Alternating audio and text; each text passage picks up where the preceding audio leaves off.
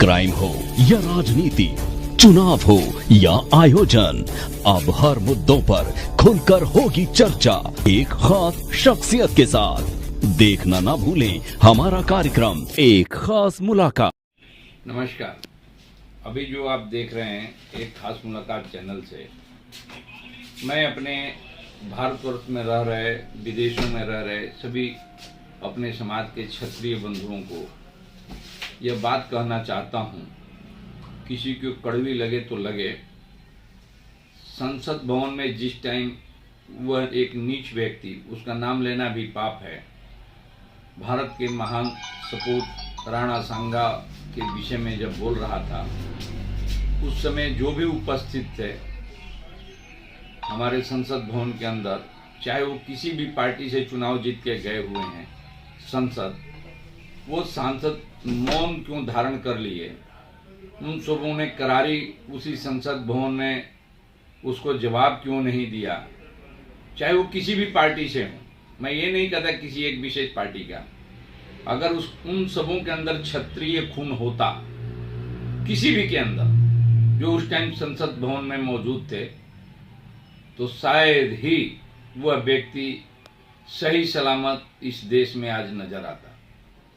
इतनी उसको पिटाई की गई होती कि वो आज अपनी हड्डियों में प्लास्टर जुड़वा रहा होता। लेकिन यह बड़े दुख की बात है कि हम चुन करके ऐसे बेकार किस्म के बिना सिर पैर वाले, जिनका सिर पैर भी है लेकिन बिना सिर पैर, समाज उनके लिए दूषित है, एक तरह से जहर है, ऐसे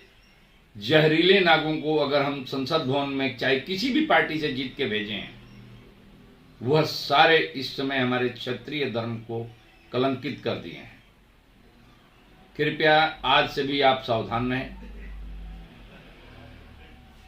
जिन जिन लोगों ने संसद भवन में रह करके एक अपने अग्रणी, मसीहा, पूजनीय भारत के महान योद्धा अपने पूर्वज के विषय में गलत बोल करके चला जाए और सही सलामत तो वहां पर उपस्थित सभी क्षत्रिय, चाहे वो किसी भी पार्टी से रह रहे हों या निर्दलीय रह रहे हों, उनका उस संसद भवन में मौजूद रहना एक उनको आपको क्षत्रिय कहने पर कलंकित करता है, और उनके भक्तों के लिए भी यह एक बहुत प्रेरणा देता है कि तुम क्षत्रिय को गालियां दे दो लेकिन तुम चुप रहो, मौन रहो, कुछ न बोलो। ऐसे क्षत्रिय अगर उनके भक्त हैं तो उनके ऊपर भी उस क्षत्रिय ने बहुत बड़ा प्रहार किया है, उनकी गरिमा के ऊपर प्रभाव किया है, उनके मान सम्मान के ऊपर प्रभाव किया है। तो मैं आग्रह करूंगा सभी देशवासियों से कि ऐसे क्षत्रिय जो जिनको संसद भवन में उस टाइम मौजूद थे और जो मुख दर्शक बन के बैठे रहे, ऐसे क्षत्रिय जब आपके सामने आए तो आप अपनी प्रतिक्रिया उनको दें, बजाय कि किसी भी तरह का असामाजिक हरकत न करें। उनको करारा जवाब देंगे तो समाज मजबूत होगा और समाज में एकता पहुंचेगी। इसीलिए मेरी फिर से आग्रह है कि अपना जुलूस या जो भी है, हम अपने प्रयास पर सोशल मीडिया के माध्यम से अपनी बातें रख रहे हैं, बहुत ही जबरदस्त तरीके से रखें और उसको इस तरह से रखें कि भविष्य में हमारे किसी भी व्यक्ति, समाज के किसी भी योद्धा को, हमारे ही समाज के नहीं, भारत के किसी भी समाज के किसी भी योद्धा के विषय में अगर कोई आतताइयों के विषय में का पक्ष लेकर के, अगर कोई जो हमारे यहाँ औरंगजेब के वंशज हैं उनका पक्ष लेके अगर बोलता है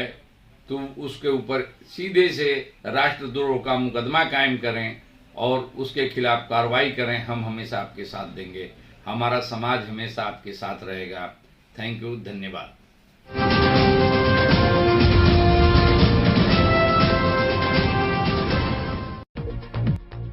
क्राइम हो या राजनीति, चुनाव हो या आयोजन, अब हर मुद्दों पर खुलकर होगी चर्चा एक खास शख्सियत के साथ। देखना ना भूलें हमारा कार्यक्रम एक खास मुलाकात।